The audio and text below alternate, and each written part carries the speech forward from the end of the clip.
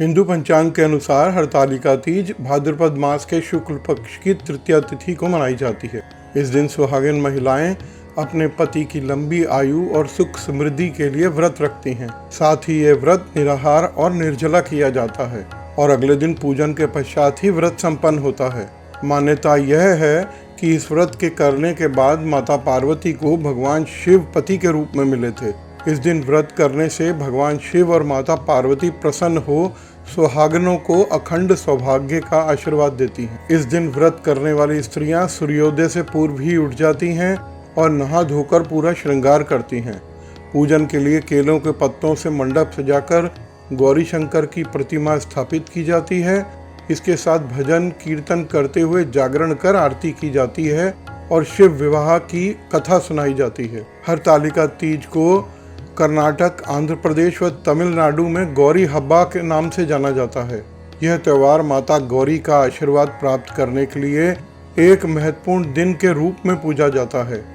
गौरी हब्बा के दिन महिलाएं स्वर्ण गौरी व्रत रखती हैं व माता गौरी से सुखी वैवाहिक जीवन की प्रार्थना करती हैं। इस बार हरतालिका तीज 18 सितंबर को मनाई जाएगी। पंचांग के अनुसार 17 सितंबर को 11:08 से तृतीया तिथि शुरू होगी, जो अगले दिन 18 सितंबर को दोपहर 12:39 तक होगी। ऐसे में उदया तिथि के अनुसार यह व्रत 18 सितंबर को ही रखा जाएगा। 18 सितंबर को सुबह 6 बजे से रात के 8:24 तक का समय शिव और पार्वती की पूजा के लिए उपयुक्त है, लेकिन शाम को प्रदोष काल के समय पूजा करना बेहद अच्छा माना जाता है। हरतालिका पूजन प्रदोष काल में किया जाता है। प्रदोष काल अर्थात दिन रात के मिलने का समय। सूर्यास्त के बाद के 3 मुहूर्त को प्रदोष काल कहा जाता है।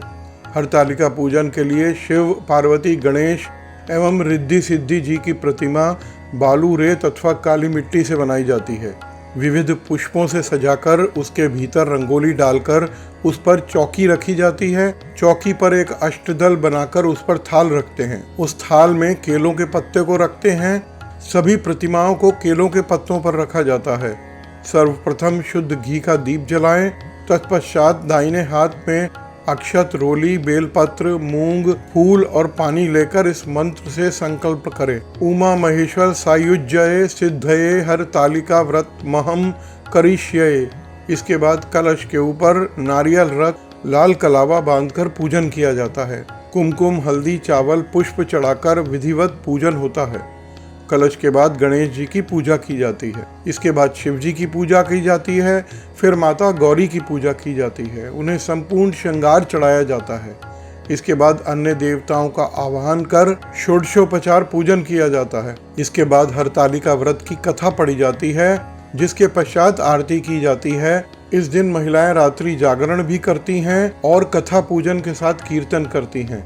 प्रत्येक पहर में भगवान शिव को सभी प्रकार की वनस्पतियों जैसे बिल्व पत्र, आम के पत्ते, चंपक के पत्ते एवं केवड़ा अर्पण किया जाता है।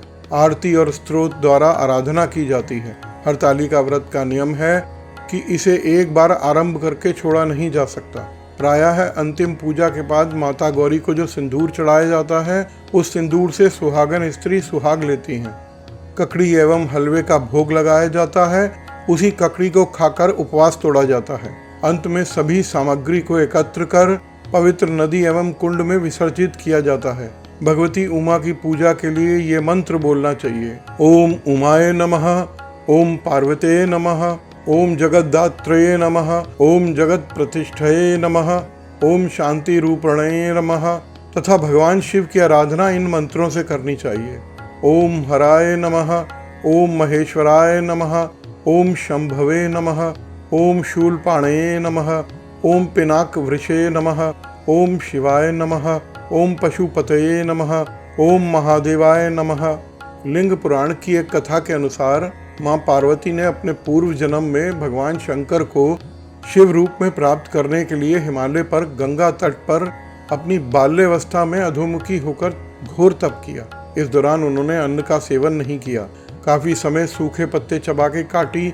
फिर कई वर्षों तक उन्होंने अपना जीवन केवल हवा पीकर ही व्यतीत किया। माता पार्वती की यह स्थिति देखकर उनके पिता अत्यंत दुखी थे।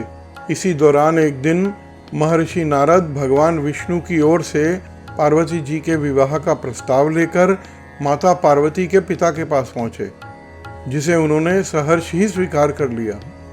पिता ने जब मां पार्वती को उनके विवाह की बात बतलाई तो वह बहुत दुखी हुई और जोर जोर से विलाप करने लगी। फिर एक सखी के पूछने पर पार्वती जी ने उसे बताया कि वह यह कठोर व्रत भगवान शिव को पति के रूप में प्राप्त करने के लिए कर रही हैं, जबकि उनके पिता उनका विवाह विष्णु से कराना चाहते हैं। तब सहेली की सलाह पर माता पार्वती घने वन में चली गईं और वहां एक गुफा में जाकर भगवान शिव की आराधना में लीन हो गईं। भाद्रपद तृतीया शुक्ल के दिन हस्त नक्षत्र को माता पार्वती ने रेत से शिवलिंग का निर्माण किया और भोलेनाथ की स्तुति में लीन होकर रात्रि जागरण किया।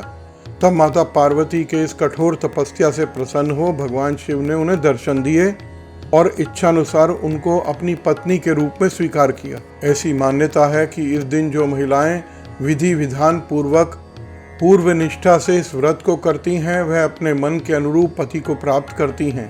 साथ ही यह पर्व दाम्पत्य जीवन में खुशी बरकरार रखने के उद्देश्य से भी मनाया जाता है। मान्यता ये भी है कि इस व्रत को करने वाली स्त्रियां पार्वती जी के समान ही सुखपूर्वक पति रमण करके शिवलोक को जाती हैं। भक्ति और ज्ञान से सराबोर पौराणिक कथाओं को सुनने के लिए हमारे चैनल कथा मंजूषा को सब्सक्राइब करें। वीडियो को लाइक और शेयर करना ना भूलें। धन्यवाद।